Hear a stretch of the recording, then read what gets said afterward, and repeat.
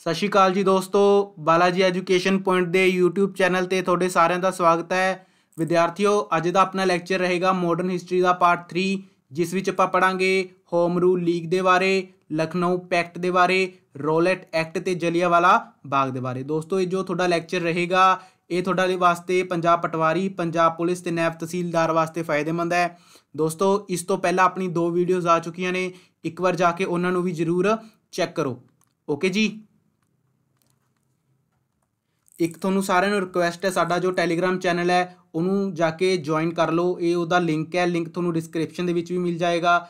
ਦੋਸਤੋ, ਜੇਕਰ ਤੁਸੀਂ ਮੈਨੂੰ ਕੰਟੈਕਟ ਕਰਨਾ ਚਾਹੁੰਦੇ ਹੋ ਜਾਂ ਤੁਹਾਨੂੰ ਕੋਈ ਵੀ ਇਨਕੁਆਇਰੀ ਹੈ ਤਾਂ ਤੁਸੀਂ ਮੇਰੇ ਜੀਮੇਲ 'ਤੇ ਜਾ ਕੇ ਮੈਨੂੰ ਡਾਇਰੈਕਟ ਕੰਟੈਕਟ ਕਰ ਸਕਦੇ ਹੋ। ਓਕੇ ਜੀ। ਅਤੇ ਸਬਸਕ੍ਰਾਈਬ ਕਰੋ ਸਾਡਾ YouTube channel Balaji education point. ਠੀਕ ਹੈ ਜੀ। ਸਟਾਰਟ ਕਰਦੇ ਹਾਂ ਅੱਜ ਦਾ ਲੈਕਚਰ। ਤਾਂ ਆਪਣਾ ਅੱਜ ਦਾ ਪਹਿਲਾ ਟੌਪਿਕ ਹੈ ਜੀ home rule league. Home rule league 1916 ਦੇ ਵਿੱਚ ਚੱਲੀ ਸੀ। ਠੀਕ ਹੈ ਜੀ। ਆਪਣੇ ਕੋਲ 2 ਹੋਮ ਰੂਲ ਲੀਗ ਨੇ। ਠੀਕ ਹੈ ਜੀ। ਇੱਕ ਤਾਂ ਚਲਾਈ ਗਈ ਸੀ ਜੀ ਆਪਣੇ ਕੋਲ ਬਾਲ ਗੰਗਾਧਰ ਤਿਲਕ ਵੱਲੋਂ, BG ਤਿਲਕ ਵੱਲੋਂ। ਠੀਕ ਹੈ ਜੀ। BG ਤਿਲਕ ਵੱਲੋਂ। ਓਕੇ ਜੀ। ਇਹ ਚਲਾਈ ਗਈ ਸੀ ਜੀ ਅਪ੍ਰੈਲ 1916 ਦੇ ਵਿੱਚ। ਅਪ੍ਰੈਲ 1916 ਦੇ ਵਿੱਚ। ਦੂਜੀ ਆਪਣੀ ਹੈ ਜੀ ਐਨੀ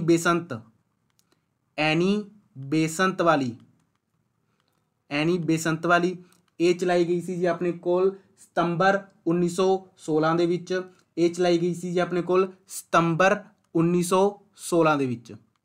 ਓਕੇ ਜੀ। ਸਤੰਬਰ 1916 ਦੇ ਵਿੱਚ। ਠੀਕ ਹੈ ਜੀ। 2 ਹੋਮ ਰੂਲ ਲੀਗ ਸੀਗੀਆਂ ਆਪਣੇ ਕੋਲ। ਇਹ ਬੇਸ ਸੀਗੀਆਂ ਜੀ, ਇਹ ਕੀ ਤੋਂ ਪ੍ਰਭਾਵਿਤ ਸੀਗੀਆਂ? ਇਹ ਪ੍ਰਭਾਵਿਤ ਸੀਗੀਆਂ ਜੀ Irish home rule league movement ਤੋਂ। ਠੀਕ ਹੈ ਜੀ। ਇਹ ਕਿਸ ਤੋਂ ਪ੍ਰਭਾਵਿਤ ਸੀਗੀਆਂ? ਆਇਰਲੈਂਡ ਵਿੱਚ ਮੂਵਮੈਂਟ ਹੋਈ ਸੀ ਹੋਮ ਰੂਲ ਲੀਗ ਦੇ ਉੱਤੇ ਕੀ ਸੀਗੀਆਂ ਜੀ? ਆਧਾਰਿਤ ਸੀਗੀਆਂ। ਠੀਕ ਹੈ ਜੀ। ਕਿੱਥੇ ਕਿੱਥੇ ਚੱਲੀ ਸੀ ਇਹ? 1916 ਦੇ ਵਿੱਚ। ਕਿਹਦੇ ਵੱਲੋਂ ਚਲਾਈ ਗਈ ਸੀ? BG ਤਿਲਕ ਵੱਲੋਂ ਚਲਾਈ ਗਈ ਸੀ। BG ਤਿਲਕ ਵੱਲੋਂ ਕਿੱਥੇ ਚਲਾਈ ਗਈ ਸੀ? ਆਪਣਾ ਪੂਨਾ ਦੇ ਵਿੱਚ। ਤੇ ਇਹ ਮਹਾਰਾਸ਼ਟਰ ਦੇ ਵਿੱਚ ਚੱਲੀ ਸੀ। ਮਹਾਰਾਸ਼ਟਰ ਦੇ ਵਿੱਚ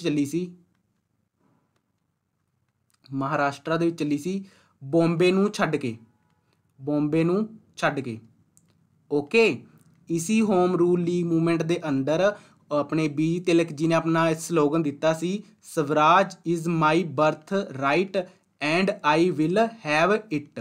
ਸਵਰਾਜ ਮੇਰਾ ਜਨਮ ਸਿੱਧ ਅਧਿਕਾਰ ਹੈ ਅਤੇ ਮੇਰੇ ਕੋਲ ਹੋਵੇਗਾ। ਠੀਕ ਹੈ ਜੀ। ਅਤੇ ਮੈਂ ਇਸ ਨੂੰ ਲੈ ਕੇ ਰਹੂੰਗਾ। ਇਹ ਇਹਨਾਂ ਦਾ ਕੀ ਸੀ ਜੀ? ਸਲੋਗਨ ਸੀਗਾ। ਠੀਕ ਹੈ ਜੀ। ਦੂਜੀ ਆਪਣੇ ਕੋਲ ਜਿਹੜੀ ਹੋਮ ਰੂਲ ਲੀਗ ਸੀਗੀ ਜੀ ਉਹ ਐਨੀ ਬੇਸੰਤ ਵੱਲੋਂ ਚਲਾਈ ਗਈ ਸੀ। ਇਹ ਕਿੱਥੇ ਚੱਲੀ ਸੀ? ਇਹ ਚੱਲੀ ਸੀ ਜੀ ਮਹਾਰਾਸ਼ਟਰ ਤੋਂ ਇਲਾਵਾ ਆਪਣੇ all over India. All over India. ਠੀਕ ਹੈ ਜੀ। ਹੁਣ ਦਿਮਾਗ ਦੇ ਵਿੱਚ ਕੁਐਸਚਨ ਆਉਂਦਾ ਹੈ ਵੀ ਇਹ 2 ਮੂਵਮੈਂਟਾਂ ਕਿਉਂ ਚੱਲੀਆਂ, ਇੱਕੋ ਹੀ ਮੂਵਮੈਂਟ ਕਿਉਂ ਨਹੀਂ ਚੱਲੀ? ਕਿਉਂਕਿ ਐਨੀ ਬੇਸੰਤ ਦਾ ਕੋਟ ਸੀਗਾ। ਐਨੀ ਬੇਸੰਤ ਨੇ ਕਿਹਾ ਸੀ ਬਈ ਜੋ ਕੁਝ ਮੇਰੇ ਫੋਲੋਵਰਸ ਨੇ ਉਹ ਤਿਲਕ ਨੂੰ ਨਹੀਂ ਪਸੰਦ ਕਰਦੇ। ਨੋਟ। ਠੀਕ ਹੈ ਜੀ। ਕਿਹਨੂੰ ਨਹੀਂ? ਤਿਲਕ ਨੂੰ ਪਸੰਦ ਨਹੀਂ ਕਰਦੇ, ਲਾਈਕ ਨਹੀਂ ਕਰਦੇ। ਕੁਝ ਤਿਲਕ ਦੇ ਫੋਲੋਵਰ ਨੇ, ਤਿਲਕਸ ਫੋਲੋਵਰ, ਉਹ ਕੀ ਕਰਦੇ ਨੇ? ਉਹ ਮੈਨੂੰ ਨਹੀਂ ਲਾਈਕ ਕਰਦੇ। ਠੀਕ ਹੈ ਜੀ। ਇਸ ਕਰਕੇ 2 ਆਪਣੇ ਕੋਲ ਕੀ ਚੱਲੀਆਂ ਸੀਗੀ ਜੀ? ਹੋਮ ਰੂਲ ਲੀਗ ਮੂਵਮੈਂਟਾਂ ਚੱਲੀਆਂ ਸੀ। ਠੀਕ ਹੈ ਜੀ। ਜੋ ਆਪਣੀ ਤਿਲਕ ਵਾਲੀ ਸੀ ਉਹ ਆਪਣੀ ਮਹਾਰਾਸ਼ਟਰ ਵਿੱਚ ਚੱਲੀ ਸੀ ਬੰਬੇ ਨੂੰ ਛੱਡ ਕੇ। ਉਸ ਤੋਂ ਇਲਾਵਾ ਉਹ ਚੱਲੀ ਸੀ ਜੀ ਕਰਨਾਟਕਾ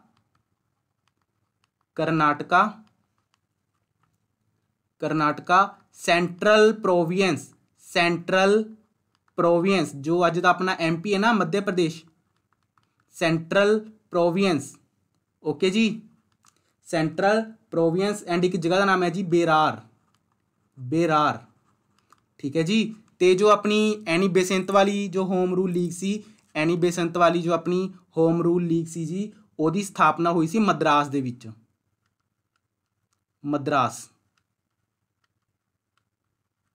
ਓਕੇ ਜੀ। ਓਕੇ। ਇਹਦਾ ਆਬਜੈਕਟ ਕੀ ਸੀ? ਹੋਮ ਰੂਲ ਲੀਗ ਦਾ ਆਬਜੈਕਟ ਕੀ ਸੀ? ਹੋਮ ਰੂਲ ਲੀਗ ਦਾ ਆਬਜੈਕਟ ਸੀਗਾ ਸਵੈ ਸਰਕਾਰ, ਖੁਦ ਦੀ ਸਰਕਾਰ। ਹੋਮ ਰੂਲ ਲੀਗ ਦਾ ਮਤਲਬ ਇਹ ਹੁੰਦਾ ਹੈ ਵੀ ਸਾਡੇ ਕੋਲ ਕੀ ਹੋਵੇ? खुद दी की होवे सरकार होवे। एनी बसंत यही मुद्दा लेके आई सी। एनी बसंत एक आयरिश वूमन सी, ठीक है जी, एक आयरिश वूमन सी। ਇਹ ਉਹਨਾਂ ਕੁਝ ਅੰਗਰੇਜ਼ਾਂ ਵਿੱਚੋਂ ਜਾਂ ਕੁਝ ਵਿਦੇਸ਼ੀਆਂ ਵਿੱਚੋਂ ਸੀ ਜੋ ਕਿਹਦੇ ਵਾਸਤੇ ਲੜੀਆਂ ਸੀ ਜੀ, ਇੰਡੀਅਨ ਫਰੀडम ਸਟਰਗਲ ਦੇ ਵਿੱਚ ਇਹਨਾਂ ਨੇ ਆਪਣਾ ਕੀ ਦਿੱਤਾ ਸੀ ਜੀ, ਯੋਗਦਾਨ ਦਿੱਤਾ ਸੀ। ਓਕੇ ਜੀ, ਇੰਡੀਅਨ ਫਰੀडम ਸਟਰਗਲ ਦੇ ਵਿੱਚ ਆਪਣਾ ਕੀ ਦਿੱਤਾ ਸੀਗਾ, ਯੋਗਦਾਨ ਦਿੱਤਾ ਸੀ। ਉਸ ਤੋਂ ਇਲਾਵਾ ਐਨੀ ਬਸੰਤ ਬਾਰੇ ਦੋ ਗੱਲਾਂ ਹੋਰ, ਠੀਕ ਹੈ ਜੀ। ਐਨੀ ਬਸੰਤ ਫਸਟ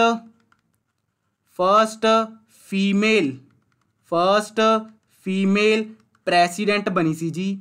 ਫਸਟ ਫੀਮੇਲ ਪ੍ਰੈਸੀਡੈਂਟ ਬਣੀ ਸੀ ਕਿਹਦੀ, INC ਦੀ, INC ਦੀ ਪ੍ਰੈਸੀਡੈਂਟ ਬਣੀ ਸੀ ਫਸਟ ਫੀਮੇਲ 1917 ਦੇ ਵਿੱਚ ਕਲਕੱਤਾ ਸੈਸ਼ਨ ਦੇ ਵਿੱਚ, ਕਲਕੱਤਾ ਸੈਸ਼ਨ ਦੇ ਵਿੱਚ। ਓਕੇ ਜੀ, INC ਪ੍ਰੈਸੀਡੈਂਟ ਦੇ ਉੱਪਰ ਆਪਾਂ ਦੋ ਕੁਐਸਚਨ ਹੋਰ ਲੈ ਲੈਂਦੇ ਹਾਂ, ਠੀਕ ਹੈ ਜੀ। INC ਦਾ फर्स्ट मुस्लिम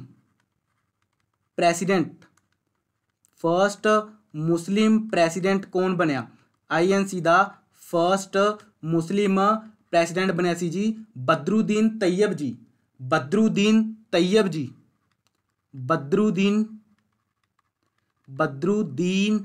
तैयब जी। ओके जी, बदरुद्दीन तैयब जी ये बने सीगे जी 1887 ਦੇ ਵਿੱਚ। ओके जी, एक क्वेश्चन होर, INC ਦਾ फर्स्ट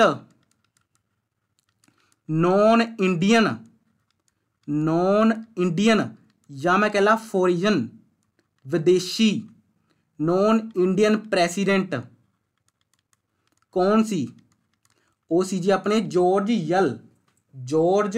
यल। वो सी जी अपने जॉर्ज यल, स्पैलिंग देख लो, जॉर्ज यल। ये बने सी जी अपने 1888 ਦੇ ਵਿੱਚ। ओके जी, 1888 ਦੇ ਵਿੱਚ। ओके जी, ਇਹਦੇ ਨਾਲ ਹੀ ਤੁਹਾਨੂੰ ਲਾਈਨ ਮਾਰ ਕੇ ਇੱਕ ਲਿਖ ਲੈਣਾ ਆਪਾਂ, ਵਾਇਸਰॉय ਚੱਲਦੇ ਆ ਰਹੇ ਨੇ ਆਪਣੇ ਵਾਇਸरॉय, ਠੀਕ ਹੈ। ਤੁਹਾਨੂੰ ਲਾਈਨ ਮਾਰ ਕੇ ਸਾਈਡ ਤੇ ਡੱਬੇ ਤੇ ਲਿਖ ਲੈਣਾ। ओके जी, ਆਪਾਂ 1899 ਤੋਂ ਸਟਾਰਟ ਕਰਿਆ ਸੀ 1905 ਤੱਕ। ਆਪਣੇ ਜੋ ਵਾਇਸਰਾਏ ਰਹੇ ਸੀ ਜੀ, ਉਹ ਰਹੇ ਸੀ ਆਪਣੇ ਲॉर्ड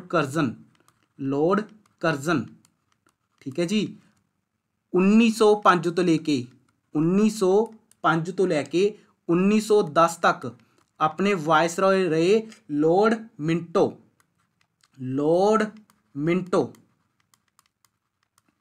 ओके जी, 1910 ਤੋਂ ਲੈ ਕੇ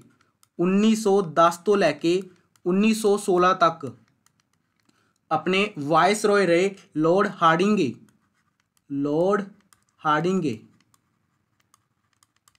ओके, 1916 ਤੋਂ ਲੈ ਕੇ 1921 ਤੱਕ ਆਪਣੇ ਜੋ ਵਾਇਸਰॉय ਸੀ ਇੰਡੀਆ ਦੇ लॉर्ड ਕਲੈਮਸਫੋਰਡ, कई इन्हों चलैम्सफोर्ड भी कह देंगे ने, ठीक है जी। अपनी अपनी प्रोनाउंसिएशन है, स्पैलिंग देख लो बस, लॉर्ड क्लैम्सफोर्ड। ओके, थोनों पूछा जाएगा भी जो जलियांवाले बाग की घटना हुई उदों भारत का वायसरॉय कौन सी, लॉर्ड क्लैम्सफोर्ड सी। ओके जी,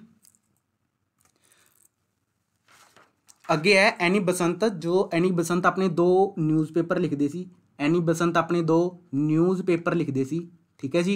ये पेपर च पूछ लेंदे ने। एनी बसंत अपने दो न्यूज़पेपर लिखते सी जी। पहला है जी न्यू इंडिया, दूजा है जी अपना कॉमनवील।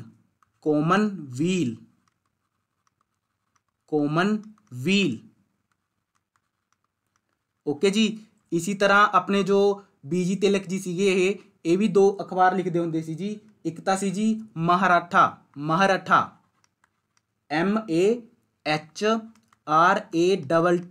महाराठा। दूजा यह लिखते सी जी अपना केसरी। ये दो न्यूज़पेपर लिखते होंगे सी जी।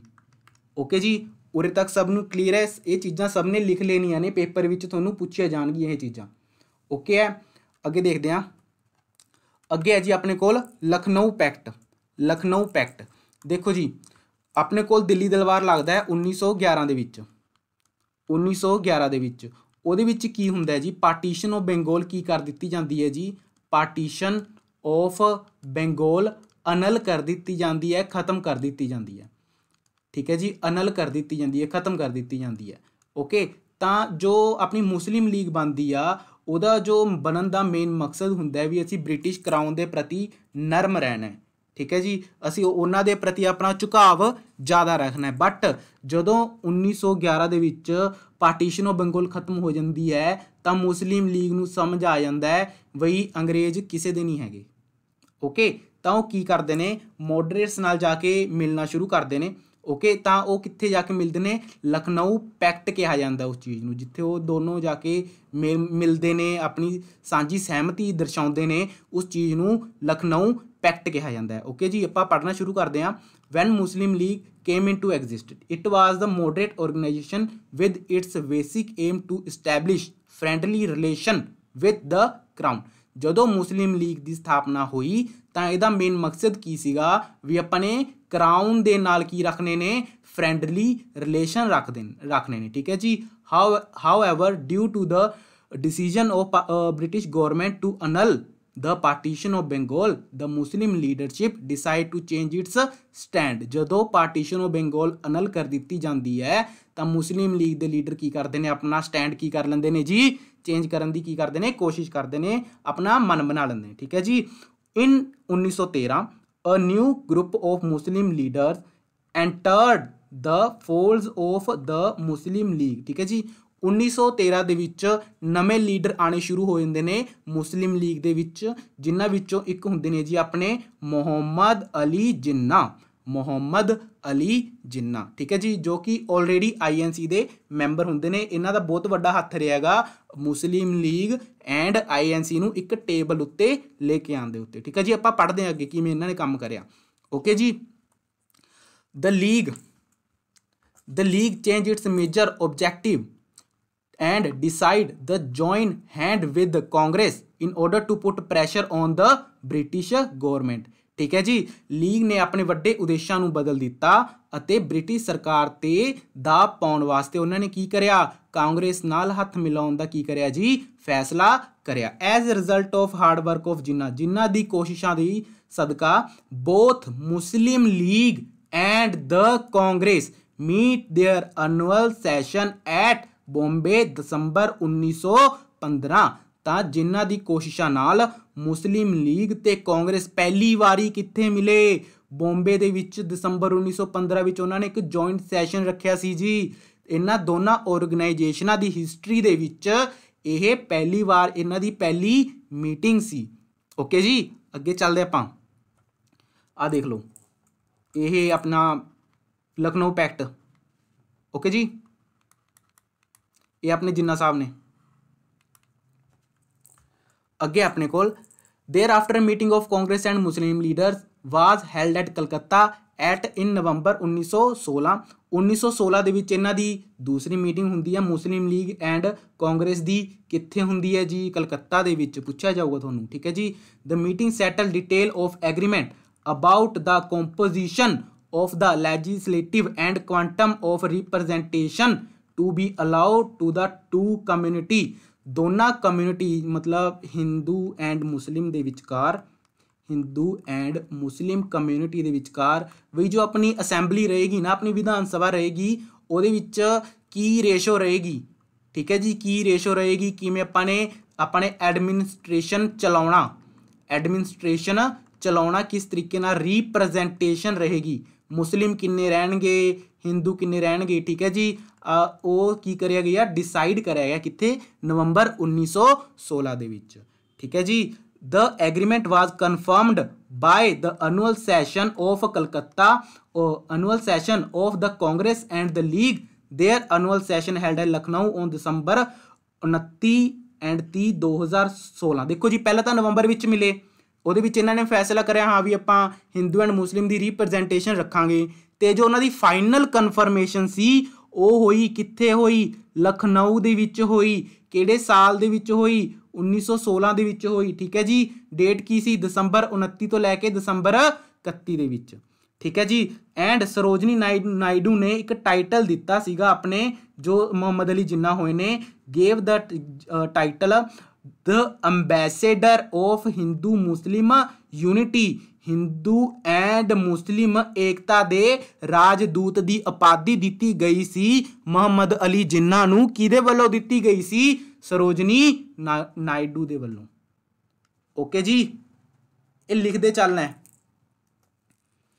अगे देखते हैं मेन क्लोज, मेन शर्तां की सीगियां जो अपना लखनऊ पैक्ट होया सी, इहदी मेन शर्तां की सीगियां। ठीक है जी, मेन शर्तां देखते हैं इहदियां। देर शैल भी स्वै सरकार होनी चाहिए है, कहते जी भारत विच एक स्वै सरकार होनी चाहिए है। देखो राजा रानी हैगे सी, क्राउन हैगा सी, बट उस तो अलावा ब्रिटेन दे विच सरकार भी चलती सी, उत्थे पार्लीमेंटरी सिस्टम हैगा सी, उत्थे पार्लीमेंटरी सिस्टम हैगा सी।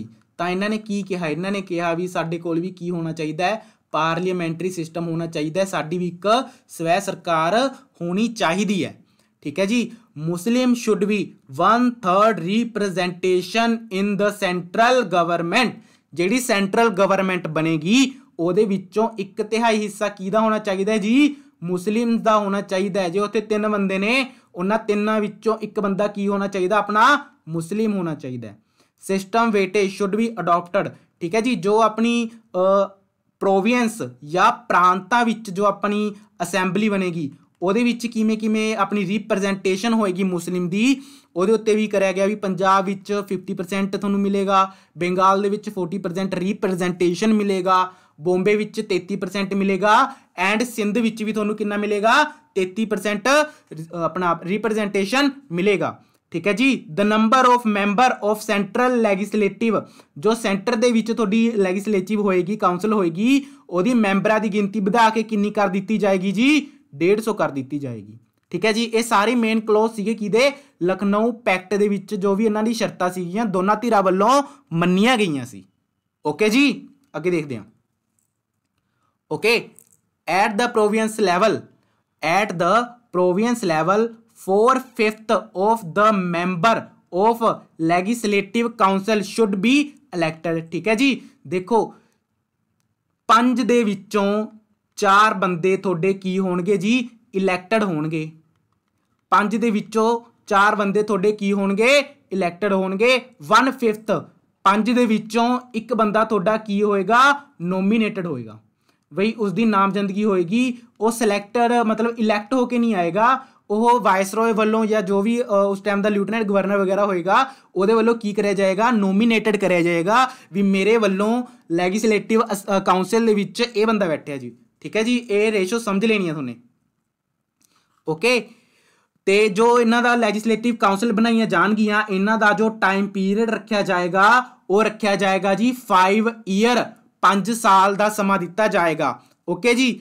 Member of legislative council should themself elected their president, ਜੋ ਵਿਧਾਨ ਸਭਾ ਬਣਾਈ ਜਾਏਗੀ, ਵਿਧਾਨ ਪਰਿਸ਼ਦ ਬਣਾਈ ਜਾਏਗੀ, ਉਹ ਆਪਣਾ ਪ੍ਰੈਜ਼ੀਡੈਂਟ ਜਾਂ ਆਪਣਾ ਪ੍ਰਧਾਨ ਖੁਦ ਚੁਣਨਗੀਆਂ।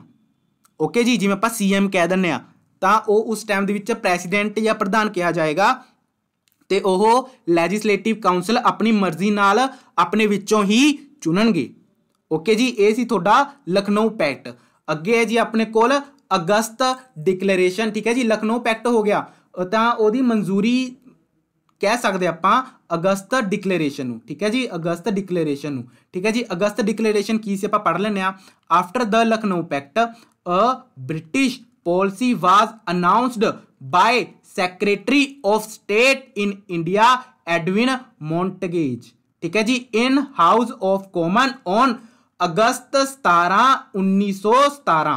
ठीक है जी, अगस्त 17 1917 ਨੂੰ ਹਾਊਸ ਆਫ ਕਾਮਨ, ਜਿਵੇਂ ਆਪਾਂ ਆਪਣੀ ਲੋਕ ਸਭਾ ਹੁੰਦੀ ਹੈ ਉਵੇਂ ਬ੍ਰਿਟੇਨ ਦੇ ਵਿੱਚ house of common, Nicha house ਨੀਵਾਂ ਸਦਨ ਹੁੰਦਾ ਹੈ, ਹਾਊਸ ਆਫ ਕਾਮਨ ਕਿਹਾ ਜਾਂਦਾ ਹੈ। ਉਹਦੇ ਵਿੱਚ ਜੋ ਇੰਡੀਆ ਦੇ ਸਟੇਟ ਸੈਕਟਰੀ ਸੀਗੇ ਜੀ ਐਡਵਿਨ ਮੌਂਟਗੇਜ, ਉਹਨਾਂ ਨੇ ਕੀ ਰੱਖਿਆ? ਇੱਕ ਨੀਤੀ ਰੱਖੀ। ਠੀਕ ਹੈ ਜੀ, ਜਿਹਨੂੰ ਅਗਸਤ ਡਿਕਲੇਰੇਸ਼ਨ ਦੇ ਨਾਮ ਨਾਲੋਂ ਜਾਣਿਆ ਜਾਂਦਾ ਹੈ। ਠੀਕ ਹੈ ਜੀ, ਉਹਦੇ ਵਿੱਚ ਕੀ ਕਿਹਾ ਗਿਆ ਸੀ ਵੀ ਜੋ ਇੰਡੀਆ ਦੇ ਵਿੱਚ ਨਾ ਜੋ ਆਪਣੀ ਗਵਰਨਮੈਂਟ ਹੈ ਉਹਦੇ ਵਿੱਚ ਆਪਣਾ ਇੰਡੀਅਨਸ ਦਾ ਕੀ ਕਰਨਾ ਚਾਹੀਦਾ ਹੈ, ਰਿਪਰੈਜ਼ੈਂਟੇਸ਼ਨ ਜਾਂ ਐਸੋਸੀਏਸ਼ਨ ਨੂੰ ਕੀ ਕਰਨਾ ਚਾਹੀਦਾ ਹੈ, ਵਧਾਉਣਾ ਚਾਹੀਦਾ ਹੈ। ਠੀਕ ਹੈ ਜੀ, ਆਪਾਂ ਨੂੰ ਇੰਡੀਅਨਸ ਦੀ ਗਿਣਤੀ ਕੀ ਕਰਨੀ ਚਾਹੀਦੀ ਹੈ, ਵਧਾਉਣੀ ਚਾਹੀਦੀ ਹੈ। ਠੀਕ ਹੈ ਜੀ, ਪੰਜਾਬੀ ਵਿੱਚ ਦੇਖ ਲੈਂਦੇ ਹਾਂ ਵੀ ਅਗਸਤ ਡਿਕਲੇਰੇਸ਼ਨ ਦਾ ਉਦੇਸ਼ ਕੀ ਸੀ। ਅਗਸਤ ਡਿਕਲੇਰੇਸ਼ਨ ਦਾ ਉਦੇਸ਼ ਸੀ ਕਿ ਜ਼ਿੰਮੇਵਾਰ ਸਰਕਾਰ ਦੀ ਪ੍ਰਗਤੀਸ਼ੀਲ ਅਹਿਸਾਸ ਲਈ ਪ੍ਰਸ਼ਾਸਨ ਦੀ ਹਰ ਸ਼ਾਖਾ ਵਿੱਚ ਭਾਰਤੀਆਂ ਦੀ ਸਾਂਝ ਵਧਾਓ। ਇਹ ਕਿਹੜੇ ਡਿਕਲੇਰੇਸ਼ਨ ਵਿੱਚ ਕਿਹਾ ਗਿਆ ਸੀ ਜੀ? ਇਹ ਅਗਸਤ ਡਿਕਲੇਰੇਸ਼ਨ ਵਿੱਚ ਕਿਹਾ ਗਿਆ ਸੀ। ਇਹ ਕਿਹਦੇ ਵੱਲੋਂ ਲੈ ਕੇ ਆਇਆ ਗਿਆ? ਇਹ ਐਡਵਿਨ ਮੌਂਟਗੇਜ ਵੱਲੋਂ ਲੈ ਕੇ ਆਇਆ ਗਿਆ। ਇਹ ਕੌਣ ਸੀਗਾ ਜੀ? ਇਹ secretary state of India C. Okay, ਠੀਕ ਹੈ ਜੀ। ਇਹ ਕਿਉਂ ਲੈ ਕੇ ਆਇਆ ਗਿਆ? ਕਿਉਂਕਿ ਲਖਨਊ ਪੈਕਟ ਹੋਇਆ ਸੀ, ਮੁਸਲਿਮ ਹਿੰਦੂ ਏਕਤਾ ਦੀ ਆਪਣੇ ਉੱਤੇ ਐਗਜ਼ੀਬਿਸ਼ਨ ਕਰੀ ਗਈ ਸੀ। ਠੀਕ ਹੈ ਜੀ, ਪ੍ਰਦਰਸ਼ਨ ਕਰਿਆ ਗਿਆ ਸੀ ਵੀ ਹਾਂਜੀ ਹਿੰਦੂ ਤੇ ਮੁਸਲਿਮ ਦੇ ਵਿੱਚ ਕੋਈ ਰੌਲਾ ਨਹੀਂ ਹੈਗਾ, ਤਾਂ ਆਪਾਂ ਇਸ ਤਰੀਕੇ ਦੇ ਆਪਾਂ ਬਦਲਾਵ ਲੈ ਕੇ ਆ ਸਕਦੇ ਹਾਂ। ਦ ਮੌਂਟਗੇਜ ਕਲੈਮਸਫੋਰਡ, ਦੇਖੋ ਆਪਾਂ ਨੇ ਕਿਹਾ ਸੀ ਨਾ 1919 ਵਿੱਚ ਵਾਇਸਰੋਏ ਪੜ੍ਹਨੇ ਪੈਣਗੇ, ਤਾਂ ਕਲੈਮਸਫੋਰਡ ਕੀ ਸੀ? ਕਲੈਮਸਫੋਰਡ ਆਪਣਾ ਵਾਇਸਰੋਏ ਸੀ। ਮੌਂਟਗੇਜ ਕੌਣ ਸੀ? ਸੈਕਟਰੀ ਆਫ ਇੰਡੀਆ ਸੀ। ਕਦੋਂ? 1919 ਦੇ ਵਿੱਚ ਇੱਕ ਐਕਟ ਲੈ ਕੇ ਆਇਆ ਗਿਆ ਜਿਹਦੇ ਵਿੱਚ ਸਾਰੀਆਂ ਉਹ ਗੱਲਾਂ ਕਹੀਆਂ ਗਈਆਂ ਜੋ ਲਖਨਊ ਪੈਕਟ ਵਿੱਚ ਸੀਗੀਆਂ। ਹਾਂ ਵੀ 33% ਰਿਜ਼ਰਵੇਸ਼ਨ ਆਪਣਾ ਬੰਬੇ ਤੇ ਸਿੰਧ ਵਿੱਚ, 50% ਪੰਜਾਬ ਦੇ ਵਿੱਚ, 40% ਆਪਣਾ ਬੰਗਾਲ ਦੇ ਵਿੱਚ। ਠੀਕ ਹੈ ਜੀ, ਇਹ ਸੀ ਤੁਹਾਡਾ ਅਗਸਤ ਡਿਕਲੇਰੇਸ਼ਨ ਐਂਡ ਤੁਹਾਡਾ ਲਖਨਊ ਪੈਕਟ। ਓਕੇ ਜੀ, ਅੱਗੇ ਚੱਲਦੇ ਆਪਾਂ। ਅੱਗੇ ਹੈ ਜੀ ਆਪਣਾ ਰੋਲੈਟ ਐਕਟ। ਰੋਲੈਟ ਐਕਟ ਪਹਿਲਾ ਕੁਐਸਚਨ ਤੁਹਾਡਾ, ਰੋਲੈਟ ਐਕਟ ਕਦੋਂ ਆਇਆ? ਰੋਲੈਟ ਐਕਟ ਮਾਰਚ 18 1919 ਵਿੱਚ ਆਇਆ। ਠੀਕ ਹੈ ਜੀ, ਕਿਵੇਂ ਆਇਆ, ਇਹਦੇ ਪਿੱਛੇ ਦੀ ਕੀ ਹਿਸਟਰੀ ਆਪਾਂ ਪੜ੍ਹਦੇ ਹਾਂ। In 1917 a sedition committee was set up under the presidentship of British ਜੱਜ ਸਰ ਸਿਡਨੀ ਰੋਲੈਟ। ਠੀਕ ਹੈ ਜੀ, ਸਰ ਸਿਡਨੀ ਰੋਲੈਟ ਦੇ ਪ੍ਰਧਾਨਗੀ ਹੇਠ 1917 ਦੇ ਵਿੱਚ ਇੱਕ ਰਾਸ਼ਟਰਵਾਦੀ ਇੱਕ ਕਮੇਟੀ ਬਿਠਾਈ ਗਈ। ਠੀਕ ਹੈ ਜੀ, ਸਰਕਾਰੀ ਕਮੇਟੀ ਬਿਠਾਈ ਗਈ। ਠੀਕ ਹੈ ਜੀ, ਜਿਹਦਾ ਨਾਮ ਕੀ ਰੱਖਿਆ ਗਿਆ? ਰੋਲੈਟ ਕਮੇਟੀ। ਠੀਕ ਹੈ ਜੀ, ਉਹ ਕਮੇਟੀ ਦਾ ਕੰਮ ਕੀ ਸੀਗਾ? ਭਾਰਤ ਵਿੱਚ ਜੋ ਹੋਣ ਵਾਲੀਆਂ ਰਾਸ਼ਟਰਵਾਦੀ ਐਕਟੀਵਿਟੀਜ਼ ਤੇ ਕੀ ਕਰਨੀ ਸੀ? ਰਿਪੋਰਟ ਤਿਆਰ ਕਰਨੀ ਸੀ। ਓਕੇ ਜੀ, ਇਸ ਰਿਪੋਰਟ ਦੇ ਬੇਸ ਦੇ ਉੱਤੇ ਅਰਾਜਕਤਾ ਅਤੇ ਇਨਕਲਾਬੀ ਕ੍ਰਾਈਮ ਐਕਟ 1919 ਲੈ ਕੇ ਆਇਆ ਗਿਆ, ਜਿਸ ਨੂੰ ਤੁਸੀਂ ਤੇ ਮੈਂ ਕਿਹਦੇ ਨਾਮ ਤੋਂ ਜਾਣਦੇ ਆ ਜੀ? ਰੋਲੈਟ ਐਕਟ ਦੇ ਨਾਮ ਤੋਂ ਜਾਣਦੇ ਆ, ਕਾਲਾ ਕਾਨੂੰਨ ਦੇ ਨਾਮ ਤੋਂ ਜਾਣਦੇ ਆ। ਠੀਕ ਹੈ ਜੀ, ਇਹ ਐਕਟ ਕਦੋਂ ਪਾਸ ਕਰਿਆ ਗਿਆ? ਇੰਪੀਰੀਅਲ ਲੈਜਿਸਲੇਟਿਵ ਕਾਉਂਸਲ ਦਿੱਲੀ ਦੇ ਵੱਲੋਂ ਮਾਰਚ 18 1919 ਨੂੰ ਕੀ ਕਰਿਆ ਗਿਆ ਜੀ? ਇਹ ਪਾਸ ਕਰਿਆ ਗਿਆ। ਓਕੇ ਜੀ, ਅੱਗੇ ਚੱਲਦੇ ਹਾਂ।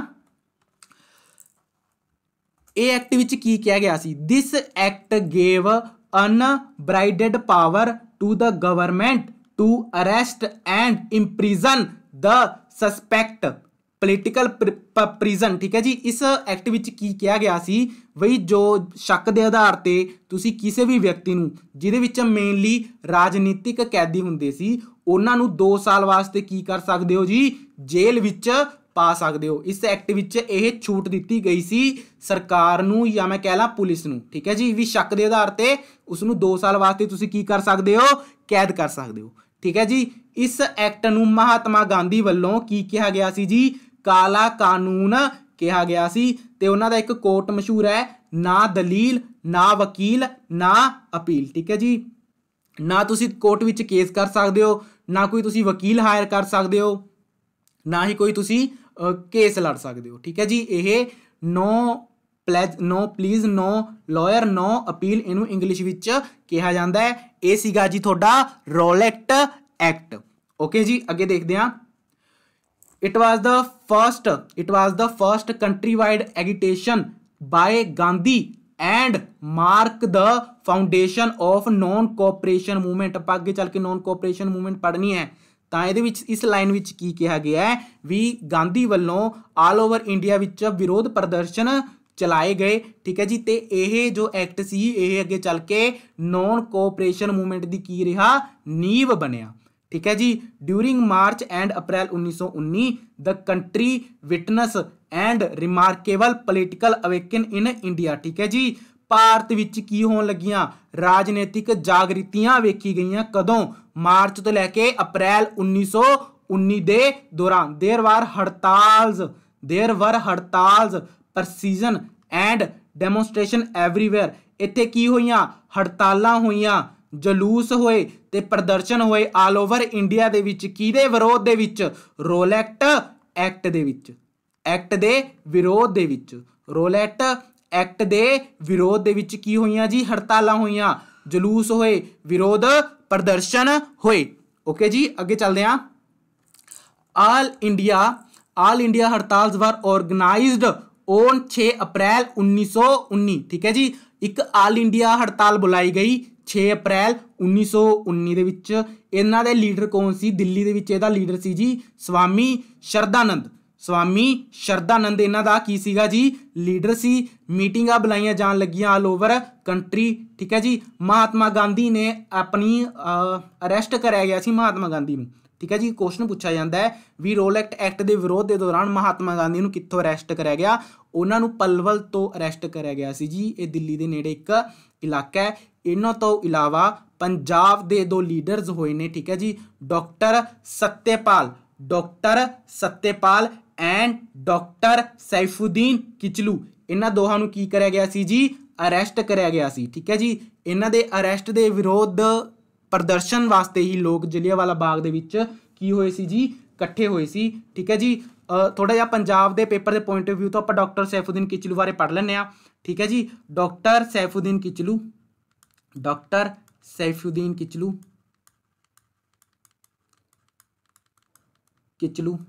ਠੀਕ ਹੈ ਜੀ, ਇਹ ਕੀ ਸੀ? ਇਹ ਪੰਜਾਬ ਪ੍ਰਦੇਸ਼ ਕਾਂਗਰਸ ਕਮੇਟੀ ਦੇ ਕੀ ਸੀ ਜੀ? ਪ੍ਰੈਸੀਡੈਂਟ ਰਹਿ ਚੁੱਕੇ ਸੀ। ਇਹ ਲਿਖ ਲੈਣਾ, ਸਟਾਰ ਮਾਰਕ ਕਰ ਲੈਣਾ। ਠੀਕ ਹੈ ਜੀ, ਪ੍ਰੈਸੀਡੈਂਟ ਰਹਿ ਚੁੱਕੇ ਸੀ। ਉਸ ਤੋਂ ਇਲਾਵਾ ਇਹ ਆਲ ਇੰਡੀਆ ਕਾਂਗਰਸ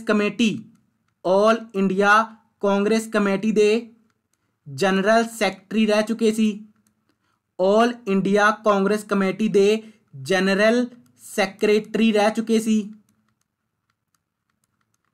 ਉਸ ਤੋਂ ਇਲਾਵਾ ਇੱਕ ਯੂਨੀਵਰਸਿਟੀ ਹੈ ਜੀ ਆਪਣੇ ਕੋਲ, ਜਾਮੀਆ ਮਿਲੀਆ ਇਸਲਾਮੀਆ ਯੂਨੀਵਰਸਿਟੀ। ਠੀਕ ਹੈ ਜੀ, ਯੂਨੀਵਰਸਿਟੀ ਦਾ ਨਾਮ ਹੈ ਜੀ ਜਾਮੀਆ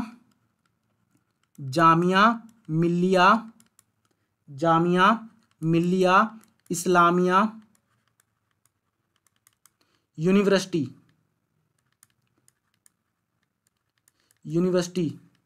ਠੀਕ ਹੈ ਜੀ, ਇਹਦੇ ਕੀ ਸੀ ਜੀ? ਇਹਦੇ ਫਾਊਂਡਰ ਮੈਂਬਰ ਸੀ। ਇਹਦੇ ਕੀ ਸੀ? ਇੱਕ ਫਾਊਂਡਰ ਮੈਂਬਰ ਸੀ। ਬੜੇ ਤਗੜੇ ਪੋਲੀਟੀਸ਼ੀਅਨ ਹੋਏ ਨੇ। ਠੀਕ ਹੈ ਜੀ, ਓਕੇ। ਇਸ ਕਰਕੇ ਇਹਨਾਂ ਨੂੰ ਕੀ ਕਰਿਆ ਗਿਆ ਸੀ ਜੀ? ਇਹਨਾਂ ਨੂੰ ਅਰੈਸਟ ਕਰਿਆ ਗਿਆ ਸੀ। ਇਹਨਾਂ ਦੇ ਨਾਲ ਡਾਕਟਰ ਸੱਤੇਪਾਲ ਨੂੰ ਵੀ ਕੀ ਕਰਿਆ ਗਿਆ ਸੀ ਜੀ? ਅਰੈਸਟ ਕਰਿਆ ਗਿਆ ਸੀ। ਓਕੇ ਜੀ, ਅੱਗੇ ਚੱਲਦੇ ਹਾਂ। ਅੱਗੇ ਆਪਣੇ ਕੋਲ ਜਲਿਆਂਵਾਲਾ ਬਾਗ ਦਾ ਮੈਸੈਕਰ। ਠੀਕ ਹੈ ਜੀ, ਜਲਿਆਂਵਾਲੇ ਬਾਗ ਦੀ ਘਟਨਾ ਕਿੱਦੇ ਹੋਈ ਸੀ? 13 ਅਪ੍ਰੈਲ 1919 ਨੂੰ। ਕਿੱਥੇ ਹੋਈ ਸੀ ਜੀ? ਅੰਮ੍ਰਿਤਸਰ ਦੇ ਵਿੱਚ ਵਿਖੇ ਹੋਈ ਸੀ। ਠੀਕ ਹੈ ਜੀ, ਪੜ੍ਹ ਲੈਂਦੇ ਇਹਨੂੰ ਪੂਰਾ। ਦ Jallianwala Bagh ਮੈਸੈਕਰ called ਪ੍ਰੀਵੈਂਟਿੰਗ murder bye ਮੌਂਟੇਗੇਜ। ਠੀਕ ਹੈ ਜੀ, ਮੌਂਟੇਗੇਜ ਨੇ ਉਹਨੂੰ ਕੀ ਕਿਹਾ ਸੀ? ਵੀ ਅਸੀਂ ਤਾਂ ਬਚਾਵ ਕਰ ਰਹੇ ਸੀ ਜੀ ਆਪਣੇ ਸ਼ਹਿਰ ਦਾ ਜਾਂ ਆਪਣੇ ਲੋਕਾਂ ਦਾ। ਵੀ ਇਹ ਲੋਕ ਅੱਗੇ ਕੀ ਕਰਦੇ? ਜਲੂਸ ਕੱਢਦੇ ਇੱਕ ਵੱਡਾ ਸਾਰਾ, ਜਿਹਦੇ ਵਿੱਚ ਕਈ ਲੋਕ ਮਰ ਸਕਦੇ ਸੀ। ਠੀਕ ਹੈ ਜੀ, ਇਹ ਕਿੱਥੇ ਹੋਇਆ ਸੀ? 13 ਅਪ੍ਰੈਲ 1919 ਨੂੰ ਅੰਮ੍ਰਿਤਸਰ ਦੇ ਵਿੱਚ ਹੋਇਆ ਸੀ। ਓਕੇ ਜੀ, ਲੋਕ ਕਿਉਂ ਇਕੱਠੇ ਹੋਏ ਸੀ? ਜੋ ਡਾਕਟਰ ਸੱਤੇਪਾਲ ਤੇ ਡਾਕਟਰ ਕਿਚਲੂ ਨੂੰ ਅਰੈਸਟ ਕਰਿਆ ਗਿਆ ਸੀ। ਉਹਨਾਂ ਦੇ ਵਿਰੋਧ ਪ੍ਰਦਰਸ਼ਨ ਦੇ ਵਾਸਤੇ ਜਲਿਆਂਵਾਲੇ ਬਾਗ ਦੇ ਵਿੱਚ ਕੀ ਹੋਏ ਸੀ? ਲੋਕ ਇਕੱਠੇ ਹੋਏ ਸੀ। ਓਕੇ ਜੀ, ਠੀਕ ਹੈ ਜੀ, ਤਾਂ ਉੱਥੇ ਕੀ ਹੋਇਆ ਸੀ? ਉੱਥੇ ਜਨਰਲ ਡਾਇਰ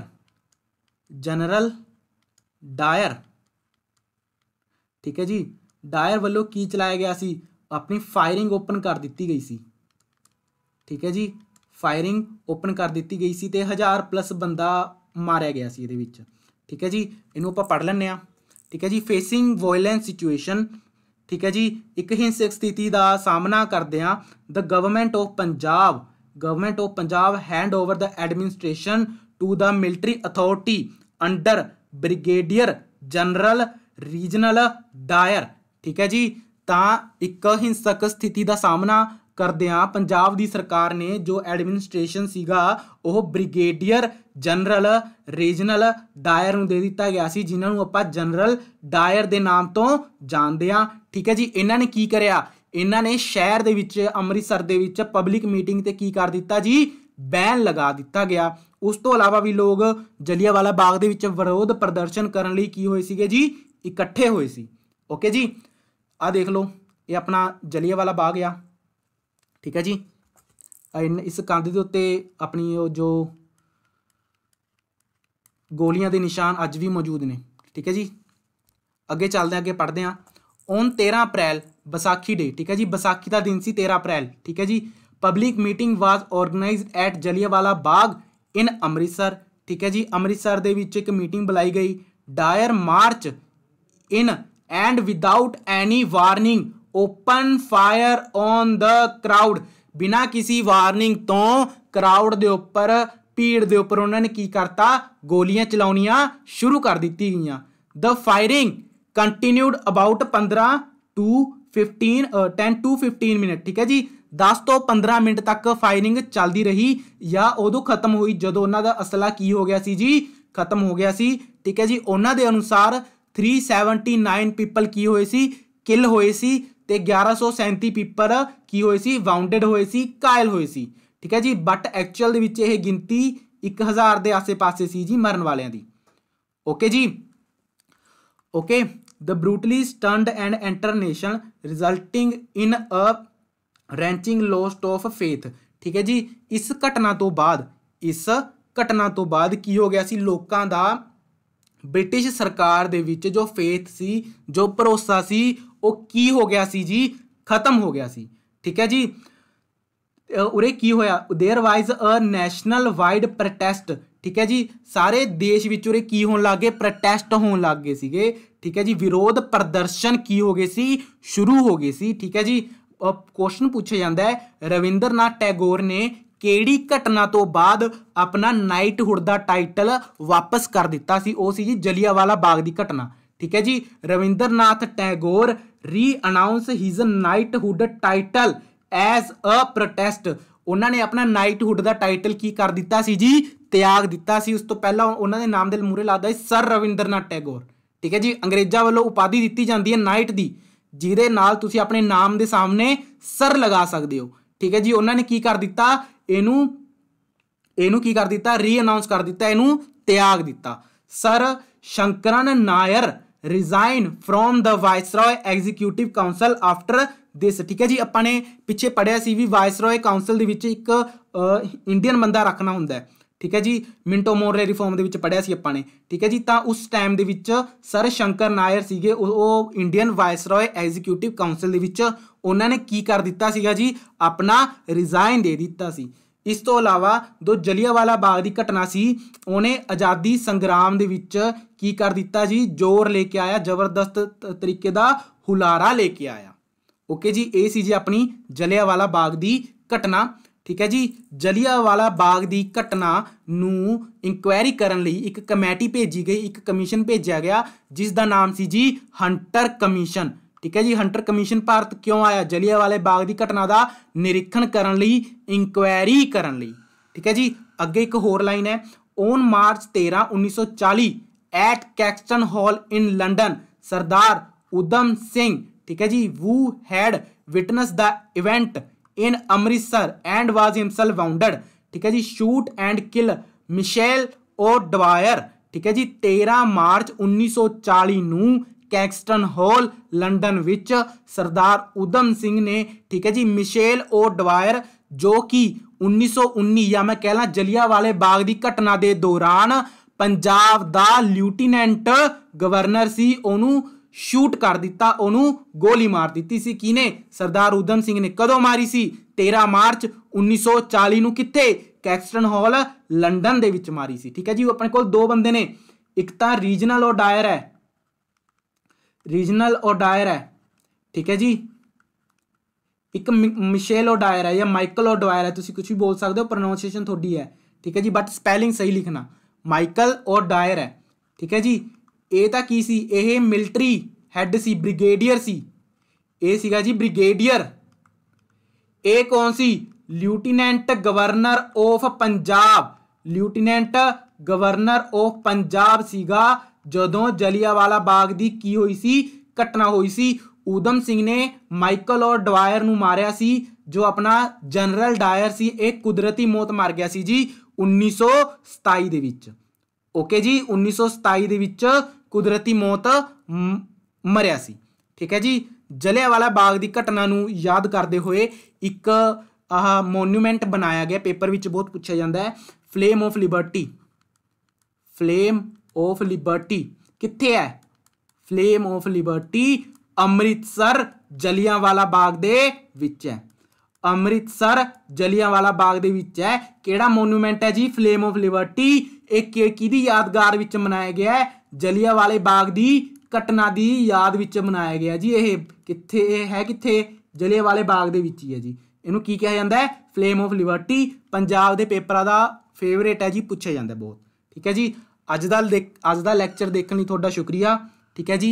जे तुहानूं मेरा लैक्चर वधिया लग्गिआ तां एक लाइक जरूर करना ते साडे चैनल नूं सबसक्राइब जरूर कर लेना। उदों तक शुक्रिया।